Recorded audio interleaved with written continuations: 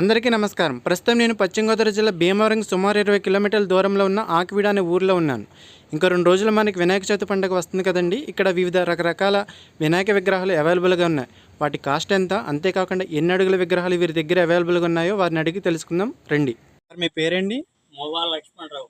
ఈ విగ్రహాలన్నీ మట్టితోనే చేశారండి? ప్లాస్టర్ ప్యారిస్తో తయారు చేశాను.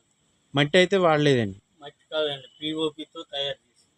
ఒక విగ్రహం తయారీకి ఎన్ని రోజులు పడుతుందండి? ఎంతమంది వర్కర్స్ పడతారండి? విగ్రహం సైజుని బట్టి వర్కర్స్ పడతారండి. 4-5 రోజులు టైం పడుతుంది. మీ దగ్గర ఎన్ని అడుగుల విగ్రహాల నుంచి స్టార్టింగ్ ఉన్నాయండి? అడుగు విగ్రహం కాడి నుంచి 11 అడుగుల విగ్రహాల వరకు స్టార్ట్ చేసి ఉన్నాయండి మా దగ్గర.